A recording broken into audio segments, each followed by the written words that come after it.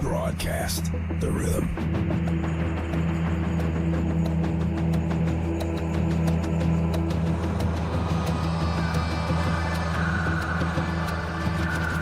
Go live, Vegas on the screen, feeling the flow, so pristine. Boom, as the beats align, electric dreams, they intertwine.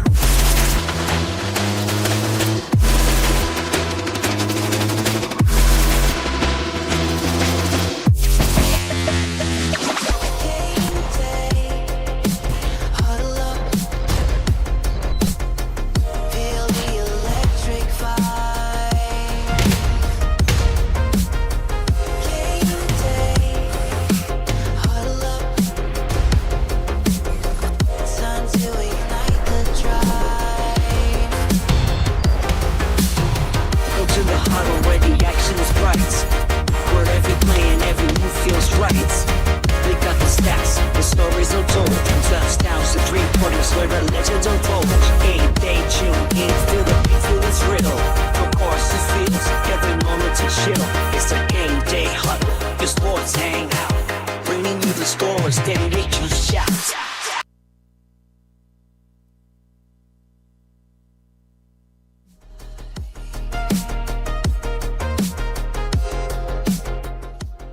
What's going on, everybody? Good morning, happy Monday, and another episode now officially underway as we are live on all of our Go Live Vegas platforms as well as our YouTube page. It is the Gameday Huddle. Brett Lawson, Steve Johnson, Jimmy Garino here to break it all down, and there is a lot to break down for you guys. Plenty of college football action to recap in the semifinal round, and of course we have a national championship set. But of course, how could we not begin with the NFL wildcard picture? And coming in today, guys, obviously we knew what we were going to talk about because now it gets very, very concentrated. It gets very, very specific. Regular season in the rearview mirror. We previewed the matchups last week, and we have plenty to recap this week. But I guess on a show where we cover everything from the card stuff to the breaking news headlines, we have to open with a bit of breaking news. Mike McCarthy, as we now know, officially out, Jimmy, as coach of the Dallas Cowboys. We have a lot of action to recap, and I wanted to just dive right into it. I figured my lead to the show would be relatively easy, but with this little tidbit breaking about 30, 45 minutes ago, we kind of have to start there. What are your thoughts? Are you surprised? My guess would be not particularly, but at the same time, they kind of hesitated to pull the Band-Aid a little bit, or to rip the Band-Aid, if you will. So it's almost like something you expected, but maybe happened a little later than you think it would. Yeah, like I thought it was going to happen probably last year. Yeah, even before 2024. But Mike McCarthy, he's a good coach. Mm-hmm. I don't think anybody's going to sit around here and say that he's not a good football coach. Did he get that team to overexceed? No. Did he get that team to make the playoffs? A couple times. But with all that talent, you have you have one of the best wide receivers in the game. You have arguably Dak Prescott's, in the top 15 of quarterbacks. So you have a decent quarterback. You always had a decent defense with, Diggs and those guys playing back there. So was I surprised? No. Is it the Cowboys doing Cowboys things? Right. Yes.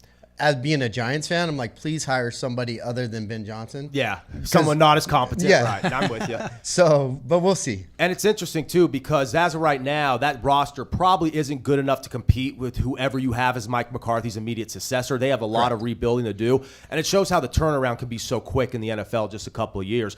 Just 2022, that was one of the premier rosters in the NFC, right? Competing with San Francisco back-to-back years in the playoffs. And next thing you know, 2023 doesn't go their way. We saw how that year went on last season. And we thought maybe it was just an off year, but it was a sign of things to come, and it only got worse. Steve, what are your thoughts on this? Because I know you've mentioned how there's going to be certain coaching openings that weren't addressed when we were on air last week on Black Monday, when so many of these, not even so many, just the first initial, Gerard Mayo, some of these other ones, he wasn't in that bunch, but with some of these coaching vacancies open, who do you think could potentially slide in there? Obviously, Ben Johnson is the highest candidate, the hottest name right now on the market. But do you envision anyone kind of sliding into Dallas to take over that role? Well, I can tell you right now that Ben Johnson is going to go to the Raiders. Mm-hmm.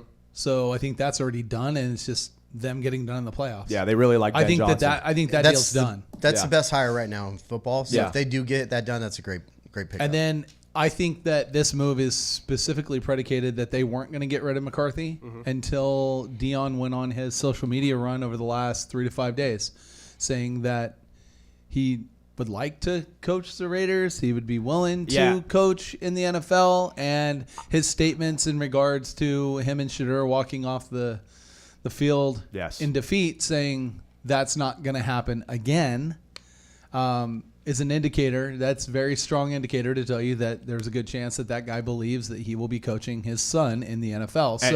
And you there's alluded two teams to to that. land to at this point. If I think Ben Johnson is truly off the table and it's going to be with the Raiders. Now, don't get me wrong. Steve's wrong all the time, apparently. And then we'll talk about that here in a little bit. That'll be a perfect little segue. Right.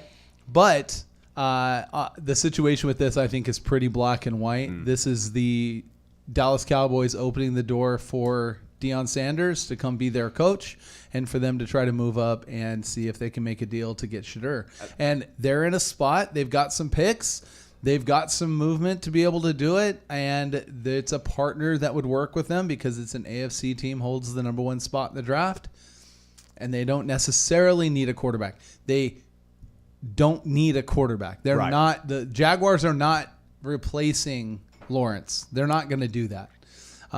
They're not doing that. They're drafting offensive line this year. Yeah, and the way it's looking, and you mentioned it last week, could it be, the Giants, if, obviously Dayball, his job is safe, but that was a possibility. And then the Raiders immediately kind of bounced into my mind afterwards, even though the Raiders are a little bit further down the draft board. You don't know if they could really get Shedeur Sanders. But Dion kind of mentioned, he didn't really mention it. The news broke that he was interested, and my mind immediately went to that. So I instantly thought, we got to bring that up on the show Monday. But now with Mike McCarthy gone, that's a much more likely option. And the situation, given Dion's history, given what Dion wants to do, given where the Cowboys are, he may not have to leverage things the same way he would otherwise, especially since that opening is there. And if Ben Johnson, who, as you said, Jimmy, is the hottest hire out there right now, if he goes elsewhere, then it kind of just pretty much sells itself. Well, and one last statement on that really quick, too, is that Dion's probably one of the few candidates that I look at that could walk into Jerry Jones's office, sit down across from him and say, this is how this is going to work. 100%. And Jerry's going to listen to him, whereas I think that there's other candidates that would come in and Jerry would say, well, this is how we operate and this is what we're going to do. Now, ultimately, what do I think it'll be? I think that that's their play, but if they can't make the trade up and do that, then I think Dion stays in college and he finds an opportunity to get involved. I'm not a big fan of Dion coaching in the NFL. I don't like the idea of it. Yeah. I think with what Steve said, I think the possibility of the opening maybe would convince him to consider it, but I don't actually see it working out. Nothing about it works for me. Nothing about it seems to fit right now. But it is interesting the fact that these have even been rumors, just because it shows that how volatile it is at this point. And it also shows how, so many of the people who had concerns and doubts and criticism about Dion in the first place, those are still there despite what he did this past year in Boulder. And one last statement I want to make, because I just like making bold statements or whatever. That's what the show's about. I also think that Tom Brady will be named the general manager of the Raiders. Yeah, that actually I'm 100% And I'll tell you on. why you haven't heard this news and it's not out there. Is because they're waiting for him to finish his TV contract for the year, and as soon as his TV contract is done, then they'll have that. There was something up with it because when they fired Antonio Pierce, usually it goes hand in hand. Either general manager and coach gone same day. They waited 3 days after to fire that. So something happened where somebody came in and said, no, I want this job. Because you're not firing the GM after the fact if you don't have somebody already in mind for that position. And if you look at the sequencing of it all, normally, like when these things rise in the rumor mill, you don't put too much stock into it. But given how Brady's already there, given how Mark Davis, I think at this point, is ready to yield power to anybody, especially he just wants to win. Absolutely, do whatever you have to do. And the fact that right now, Tom Brady's broadcasting career, quote unquote, because a lot of people think, as kind of Steve just alluded to, that's done after this year anyway. But what he has to do with Fox, basically calling these games for the Super Bowl, once the Monday after the Super Bowl hits, it's pretty much, okay, now I could focus on the front office role, which we never expected, given the fact he became the highest paid sportscaster ever without even actually doing it. But now with this opportunity, I find it hard to believe, given the competitor he is, he doesn't go full head of steam with this. And like you guys said, the Raiders at this point need someone to take it. He's already there in the wings. It kind of makes sense. And that door is open. Yes. Right? That door is open. And by the way, Frank Mendez agrees with you, Jimmy. He doesn't believe that Dion will have the same kind of impact in the NFL that he does in college. Yeah. I think from an NFL standpoint, Dion going to the Cowboys is a home run. It right? sells itself. That's a home run for you. It'll sell tickets and it'll get a lot of people Right. excited. Do You I have think it wins football games? No, No. That's what I'm questionable about. But at the same time, we thought it was a publicity stunt when he went from Jackson State to Colorado. Look what he's done. And it's much different, but exactly look what he's done. So it's very interesting because I love how since this is a weekly show, sometimes with the way the timetable is, since we're on every Monday, we miss certain things in the news cycle, but sometimes it aligns perfectly, and this is one of those instances. So it'll be a lot of fun to watch, and it'll make watching the draft that much more interesting, given the fact his son is likely to be the QB1. Obviously, there's going to be some interest in Cam Ward as well. So we'll keep our thumb on that as we press forward, but before we do that, we have to look back. A lot of wild card action to recap, and the way we don't necessarily want to go in the sequence of the games themselves, how they took which way they took place from Saturday onward. But we have to start with Steve's Chargers just because this is an instance where it's not where Steve went wrong. It's where the whole panel went wrong, the whole desk. Everyone in the studio right now with conviction fired on L.A. Everything that I thought was going to happen happened in the favor of the Texans, and everything that I thought the Chargers would do, we saw a semblance of it, Jimmy, in the first half. But next thing you know, in the last 90 seconds of that first half, that momentum swung Houston, and it never went back to L.A. What are your thoughts on the game? Well, that game could have got away from Houston real fast. Yeah. Chargers went right down the field. They kicked 3, and they settled for 3. I felt like they really should have went for it on 4th down and put a dagger in them right from the beginning. They didn't. They go back down, kick another field goal. Now they're up 6-0.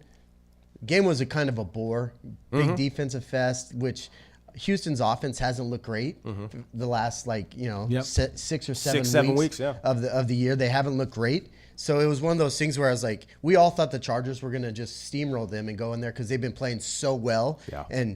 But Herbert threw 3 interceptions the whole season. 3.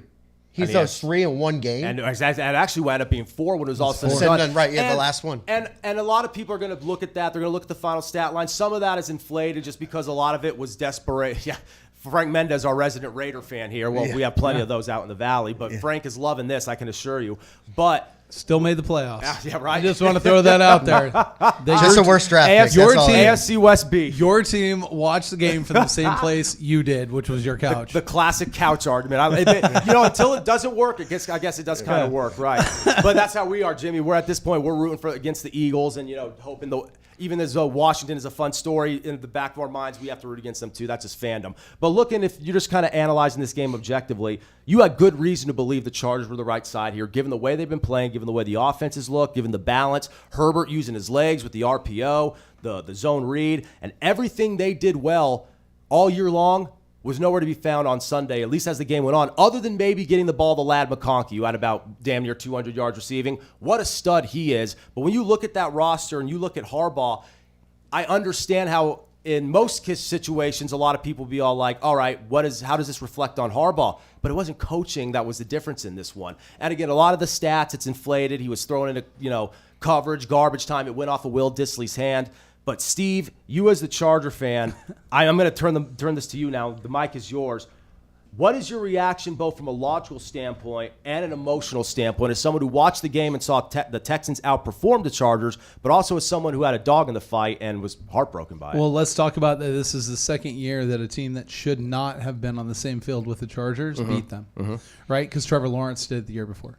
Or 2 years before. 2 years before. Yeah, with that comeback. Right? The comeback. Okay, so you have that game and that situation, and you start to look at this body of work, and you start to question these things, right? I want to make a bigger statement, I think, which is going to be a little broad, and I think it's going to bode probably getting into our picks later in the show. The Chiefs do an incredible job of turning the defense on the back half of the season, and I believe that has been a huge component for their Super Bowl wins and what we've been seeing especially from them, the last 2. right? Yep. There is no way, obviously the 3 of us got it wrong, that the Texans defense would show up the way it did. And let's talk about a name that the media is not talking about this weekend that they should have been, and that's Will Anderson Jr. If you want to talk about a guy that they went out, they traded up and got him, right? Took him 3rd overall. Yep. And the guy is lights out. And he absolutely destroyed the right side of the Chargers offensive Which line. is saying something because He destroyed them. And we've talked about how prominent Joe Alt in that right side They has pulled been. Joe Alt to pick up and Yes. help, and he still was beating them. And it shows how good Anderson could be. He was one of my favorite players in the draft. I thought Houston did an absolute masterclass move that year in that April in terms of getting him and C.J. Stroud, really solidifying their future. But, of course, you have Derek Stingley Jr., who's been incredible, Jimmy. You have all these players for the Texans, Nico Collins. Joe Mixon had the fumble and obviously had some fumble problems in Cincinnati. For the most part, he's held onto the rock pretty well. And even after that fumble, we saw him pretty much take over because at that point the Chargers were kind of, not even kind of, they were cooked at that point. And then everything after that was desperation. But the growing conversation that you could have about guys like Justin Herbert and even guys like Jordan Love, as we'll get into the Eagles and Packers, is that there's a difference between an elite quarterback and elite talent. And Absolutely. everything that we talk about with Justin Herbert, Jordan Love, some of these other guys, is still ultimately the conversation surrounding potential. I could go on and on about the skill set, the tools, the talent. He's as good as anybody. He's damn near perfect if you're making a video game character. But ultimately, as Steve said, with the loss to Jacksonville a couple years ago, that meltdown, this one yesterday or 2 days ago, now you're 0-2 in the playoffs. You have a new coach, a new culture. You've already been paid. Your weapons, you don't maybe have a legitimate bona fide number one, but you have Lab McConkey and you have some other pieces. At this point, does the conversation start to change around Herbert? And we'll get into this later in the show, but what do you reflect, or what do you think the card market value will reflect as well? Do you see a substantial drop there? Oh, absolutely. And I sent over the graphic this morning. We could have Aaron throw it up. You can see Justin Herbert's National Treasures, true RPA, which Justin Herbert's National Treasures RPA. It was at some point back in 2022. So we're looking 2 years ago. Okay. It was a $90,000 card, and it just recently sold for $16,000 to $17,000. So we're talking, that's a drastic drop. However, and we were talking about Justin Herbert, 2 weeks ago, as he had numbers as MVP-like numbers. So I don't think it's more of a Justin Herbert thing. I don't think it's a coaching issue. I just think they got beat on a Saturday football game. And that's what happened. And it sucks if you are a Charger fan because the whole stereotype of quote-unquote chargering, now that lingers for another offseason. And now in a year where it seemed like things would be different, there's a physicality, a running game, a pass rush. You're playing Jim Harbaugh brand of football. And as you said, the biggest reason I think collectively all three of us here at this set thought the Chargers were the right side was because of the play of Justin Herbert. So it's just one of those ironic twists where in the process, C.J. Stroud probably has the best outing he's had in quite some time as well. Well, and let's talk about C.J. Stroud now winning 2 playoff games. Absolutely. Right? So you talk about the opposite side of the discussion and everything there. And look, I have to be realistic, right? Which is I also look at the year prior when they lost to the Raiders and didn't make the playoffs and even go 2 games into before they play there. They were in a 3-game run of playoff type games to get in the playoffs in the first place. And they didn't do enough in the first place that put them in that position for we need to tie against the Raiders so we both make the playoffs thing. That whole scenario, that's ongoing. That's 3 years, right? So when you start to look at that, you start to question those things. And unfortunately, you have to look at the components and the people that are there and were there. And there's a handful of people that were involved with each of the 3 years. But the one consistent was Herbert. Yeah. And I love Justin Herbert personally, being a Ducks fan, being like everything that the intangibles that go with it, right? But at the same time, there has to be a level of expectation that he has to meet. Yeah. And he can't be sloppy. He can't make mistakes. And look, he was not able to set his feet the entire game. So that Houston pass rush caused the entire disruption to the offense. But they didn't scheme the second half for it either.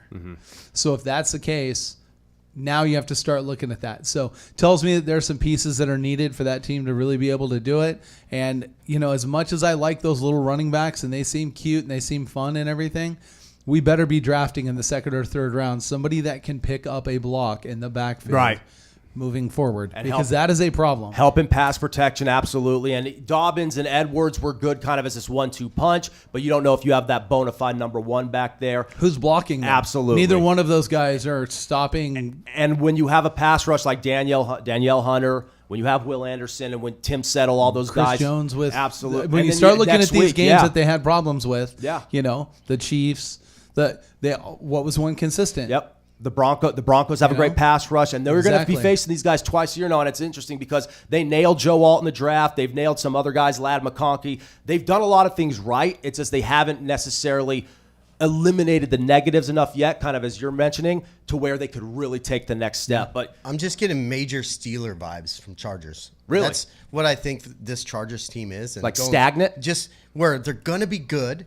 They're not going to be great. They're going to make the playoffs. We're going to be talking about them every weekend. But it's one of those teams where it's like they need something. They need either a really good running back, a really good wide receiver. They need something to get them over that hump. And right now, they just don't have it's like in basketball, you always feel that contender, whether it be in the West or the East, is like one big-time playmaker Player away. away. You feel the Chargers are there, but the foundation is starting to come together, and Harbaugh has a lot to do with that. So we'll see. Obviously, Charger fans know it better than anybody because that team has been known. It's one thing to be a team like the Raiders in recent years who can't get the personnel down. The Chargers, the MO on them is that they've always been talented, going back through Marty Schottenheimer and Norv Turner, but they just have always had some type of either snake bite, bad luck, something. So it's just kind of an ongoing narrative, and it sucks if you're a Charger fan, but until it changes, I guess that's just the case. One thing that is very interesting, though, when we're talking about this, evaluation of quarterbacks in the grand scheme, is how we both looked at Jalen Hurts the last few years and Jordan Love. And I want to emphasize the winning side of this first before we get into the Packers. But I think collectively, everyone, much like we were on board with the Chargers, Steve, we were big on the Eagles just because the Packers team, they're banged up. Jordan Love with the stinger last week. Christian Watson goes down, non-contact injury. That was brutal. The receivers get even more banged up, the ones they had in this game. We saw Josh Jacobs come alive a little bit in the second half, but it took a while to get him going. Was this more about the Eagles being the team that we really have thought they were? Because the offense was shaky. Little rusty with Hurts back in the picture, or is this more of just the Packers not quite being there this year? I just think that the Eagles didn't turn on their game as much as they would, and I think part of it is because Jalen Hurts probably isn't 100% healthy. I agree. I think that he probably will be. I think he was close, which a close Jalen Hurts is better than half the quarterbacks in the league. So from that standpoint, I think that that's where you're getting that type of a game that we got, right? I believe that the Eagles are that much better than Green Bay is. And that would have been Green Bay at full health. I think they're that much better than they were. Green Bay did a nice job defensively of targeting on the receivers. They smoke screened and gave up. You know what? We're going to let Saquon run. Yeah. And we'll deal with the times that he breaks off 12-yard runs, but we're going to shut down all their third down passing. Yeah. Right? And they did a good job And of that. they bracketed A.J. Brown. They did a They good job. played the nickel the whole game. 100%. An extra cornerback the whole and game. they were light on the front Yeah. seven, and that's why Yeah. even Saquon, even in the plays they did effectively, not good luck shutting them down, but the plays they slowed them down, even then you could tell it was kind of just a rallying gang tackle type of thing because so many of their guys were in the back end. So no doubt it's really hard to compete against a team like Philadelphia in the trenches anyway. They weren't really aggressive in rushing Jalen Hurts. They kind of took a more conservative method with their pass rush. They didn't want to over pursue in their lanes. But ultimately, I'm with Steve. I think Jalen Hurts will slowly start to settle back in. The Eagles do have a problem, though. N'Kobe Dean is going to be out the rest of the playoffs. And that was rough. And that guy, I don't think they realize is as important as he's all over the field. So they do a lot with him. He's one of those guys that he's a constant moving part. They blitz him at times in packages that you normally shouldn't. Yeah, he's a savage. Because he's an athlete, right? Yeah. That's going to really, really hurt what they do moving forward in these playoffs.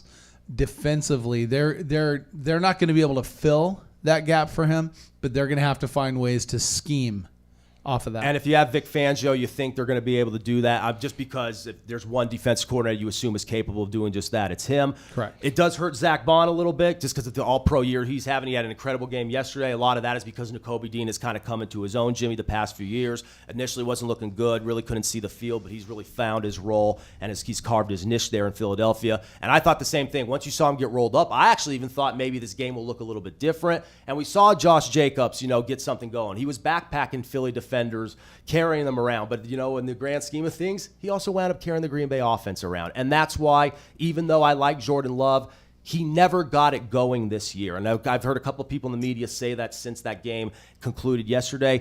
There was never a certain instance this season. Even with Herbert, we saw it. We never could really collectively look at Jordan Love and say, he's heating up and turning into the player we all expected him to be this offseason. And that's one thing about the playoffs. One thing with especially these great coaches like Philadelphia's defensive coordinator, he's a great defensive coordinator. Phenomenal. And he's going to get looked at for a bunch of these head coaching positions that are open right now. So in the playoffs, that's what these great coaches do. They scheme. They look, they say, okay, what can we do here? If we shut down the passing game and make Josh Jacobs beat us, I don't think he can do it.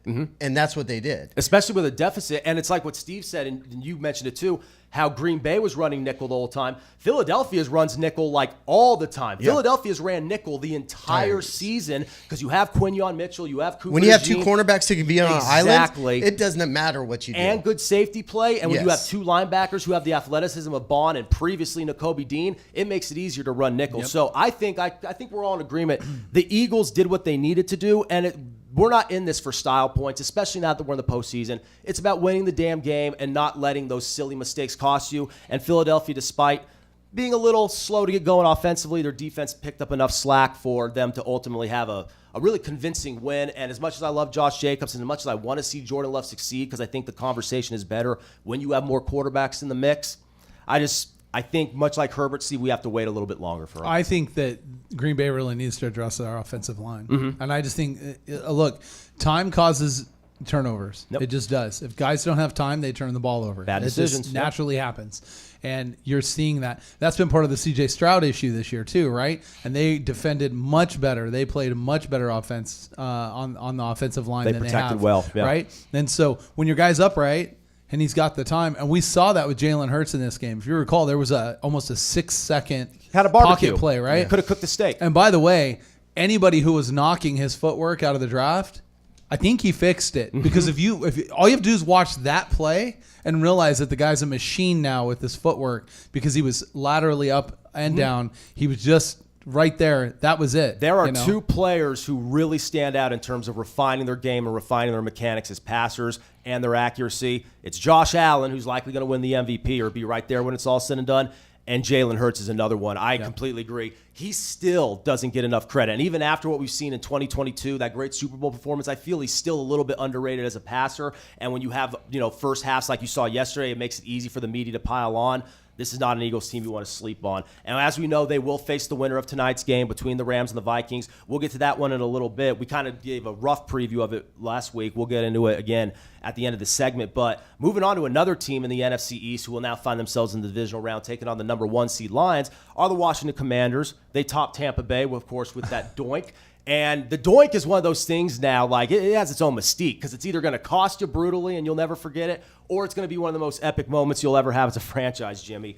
But this game, little lower scoring in the first half than I anticipated, but so much of, I think, what we predicted, all three of us last week of this game, even aside from the outcome, it was the true toss-up of the wild card weekend, I felt, and it delivered that way. Yeah, I think that was the only game that most people were like, this can go either way. 50-50. And we all, on the panel last week, we said that. Hey, this game can go either way. We all like Washington. They've been playing really well. Jaden Daniels is the guy for a long time there in Washington. So it's going to be interesting to see what he does the rest of the playoffs. I think the Bucks gave that game away by playing too soft. They didn't come out and punch him in the mouth like they should. Bucky Irvin was running like a madman early on, and then they stopped giving him the ball. Like, what do you do? Feed the guy the ball. If he's getting 7-8 yards a carry, who cares? Keep running the ball. And then you have the questionable time management first you have the 3rd and 1s that were poorly mishandled, and then Todd Bowles just letting that time burn down with no timeouts. They had a chance to win it, and I'm not saying they were handing it, Steve, to Washington, but it almost seemed like Tampa was doing everything to not ice the game too. Again, it comes back to the discussion that we had before. We talked about Baker and his decision-making, right?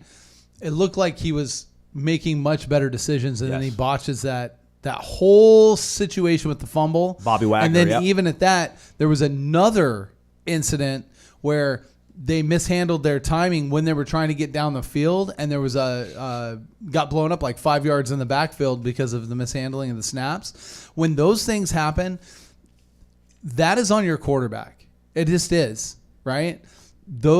Sure, guys will snap the ball a little too soon or whatever it is from time to time, but those circumstances, if you look, how many times have you seen Lamar Jackson botch a fumble? This is the NFL. Right. You shouldn't have these. You can Not have those. these mistakes in college football. This is the NFL. Not multiple You're a one pro. game. You've been snapping that football for 20 years of your life. If you can't get this down by now, you need to find Fair. If we're going to judge a receiver, an elite wide receiver, for being wide Dropping open balls. and dropping a pass, something he's supposed to be doing on a routine basis, you can judge the quarterback for the same thing. Even if he nails 99 out of 100 and he botches that 100 snap, he deserves a heavy amount of criticism for it. And I think Baker actually, the past couple of weeks, has been accurate, played pretty well overall in terms of finding his receivers yesterday. But again, you just kind of felt, we've talked about it, that it's always going to come down, at least in this current Tampa regime. They're a good team. They're going to continue to be good in the South. They're going to continue to be relevant. But it's always going to go through Baker. And I feel Baker's capable of coming through in the big moments. But I don't know if I would ever bet him to come through in the big moments. Why is Baker even having drawn up running plays? Why are they even doing that? Yeah, what is that? I saw Because that too. I'm like, there's like 5 or 6 what are throughout you the doing? game. Yeah. And all of them were not. I think there was one run that he broke a little bit, but the rest of it, they were stopped. He didn't know how to hit the hole. Like, you can tell he's not a runner with the football. And that's the difference on the zone read. Say what you want about Herbert, but he knows how to pull it and go. Mahomes knows how to pull it and go. Lamar Jackson's the best of all time. Baker does not run the zone read well at all. and they were trying these option plays Yes. too, and they would put both Bucky and White Off in the the backfield RPO, yeah. and trying to do these like option plays. It's like nobody's afraid of Baker Mayfield running. No defensive coordinators losing sleep over Jaden Daniels. Yes. Are you losing sleep over Lamar Jackson? Yes. Josh Allen. Yes. Yes. Yeah. You're not losing sleep over Baker Mayfield. If that's how they want to try to beat you, every defensive coordinator say, "Bring it on." And to that's me, why it was just that's such a 5 weird wasted game. plays. It's 5 wasted plays. Yeah. Correct. And that 5 wasted plays and you lost by a field goal. There you go. There's your answer. You want your answer? There it is. You wasted 5 professional NFL plays on plays that probably have a 10% success rate. And one thing about Baker, real quick, is I think he gets so dependent on Mike Evans. Not having Chris Godwin in there as at that It wound up true hurting number him. 2. It wound up hurting him. He's not able to because at the beginning of the year he was dispersing the ball to everybody. You had Kate Otten, you had Mike Evans, you had Chris Godwin, you had Bucky Irving couldn't jump in. Now it looks like it was Mike Evans or nothing. Forcing him the ball. So I think he just relied too much on trying to, because look at some of those throws were impressive, but they should have never been thrown. Yeah, and that's what we've talked. Me and Steve literally had this exact conversation off air. He's incredibly accurate, but he still makes it difficult for himself by trying to be more accurate than he probably would have to be if he didn't decide to make that throw. So Baker's going to be a gunslinger. You live and die by the gunslinger. But if you are going to be in that position for Bruce Arians, it's kind of like, I'm not saying they're, because they have the Super Bowls. They have a Super Bowl in the Bruce Arians era and the John Gruden era. So it's a different dynamic than the Chargers. But it's always, again, it's that feeling, or even like the modern-day Steelers, like you said, Jimmy. It's that feeling like something is going to go wrong because you didn't do what you needed to earlier to prevent that from surfacing in the first place. Correct. It's not always about the turnovers and the mistakes. It's about eliminating basically taking the life out of the other team and eliminating the chance for them to fight back into it. They didn't do it. But the team that did, Washington, they will now take on Detroit. We could go on and on about Jaden Daniels. We have all, since we started this show, about 6, 7 weeks ago, 8 weeks ago at this point. But at this point now, everything that we saw last night, we've seen all year long. But the clutch gene, guys, like Steve, to have this type of poise and this type of pocket presence, but also have the moxie to make plays when you're improvising and extending with your legs. You just don't see that from year one guys. Even really productive year one guys, it's never that fine-tuned. This is something special. I don't think it's hyperbole to say. So let's talk about that first 2 years of Patrick Mahomes, right? And if you recall, Mahomes ends up in the Super Bowl against Tom Brady. And Tom Brady ends up marching the team and doing the whole thing. And I think Mahomes at that time went back, I'm just speculating, probably watched how Brady operated with under 2 minutes. And if you look at it, he operates very similar to what he saw there. And you've heard Brady say it in broadcasts. So now look back at Jaden Daniels, someone who supposedly worked with Tom Brady in the offseason, right? Had his little quarterback camp thing. And you're seeing this guy operate these last 2 minutes of the games or in overtimes or whatever it is. And you're seeing this. This is a student of the game. This is someone that is actually paying attention to how this operates. Because if you look, there's no frustration, there's no frazzle, there's no nothing. It is simply going to work and understanding what he needed. He tucked that ball, he made that run, and that run in tucking the ball the other day, that was the dagger, right? That they needed. And again, that was a busted play. That was not drawn for him to run it. The defensive tackle who had a great game, he almost got him. That was supposed to be, if you go back and watch it, was supposed to be a quick slant. Yeah. And the slant got cut off last second when they dropped the linebacker into the position. zone. In the zone. And immediately he went, okay, you're heavy there. I'm going right. And that's what he did. That is just making the good decisions at that time, and that's the difference with the guy. When you look at that compared to like a Jordan Love, or if we want to look at some of these other skilled quarterbacks, the Tuas and stuff, his ability to operate at the end of the game, he's at least showing that he's ahead of the scheduling of someone like a Patrick Mahomes or operating as Tom Brady developed and became. Look, Brady was the best at all time. I'd say him and John Elway were probably the best in the final possession of a game. 2-minute drill. Right? Yep. They're the best ever. Montana's up there, but too. when you see guys that are operating as they did or they do, you know that like this is a guy that like can really think about it. I even think this might be a little bit of a knock on the Jalen Hurtses out there that don't quite operate in the same capacity that he does or Mahomes does. Well, right? that's the question you have to ask. Is it more so that he is just like almost, I'm not going to say a perfect version, but a refined version of some of these other quarterbacks, Jimmy, these dual threat guys that we've seen enter into the league? Or is he just at this point a special talent, kind of like a Josh Allen, Lamar Jackson type that you just can't really handicap or analyze at this point, at least compared to other guys? Because his skill set coming out, I made a lot of Lamar Jackson comparisons. Maybe not as athletic, but he's already much more accurate of a thrower than Lamar was in his early years in Baltimore. Now, Lamar Jackson now is as good as he's probably ever going to be as a thrower, and there's a reason why he's right there with Josh Allen. But I'm seeing something similar in Jaden Daniels. Very early on, we have to establish an identity that maximizes his skill set. Cliff Kingsbury, say what you want about him, he's doing that with this quarterback. So even the flaws that Daniels may have, much like what Sean Payton, those flaws aren't as apparent as they may be with some other guys. No, absolutely. Like what they're doing with him, they know what he does well, and they stick to it. Most of these coaches out there, they know what their quarterbacks can do well, and then they just let them go out there, and then they start running RPOs with Baker Mayfield. They get too cute. Yeah, what the hell are you doing? That's not his position. That's not what he does well.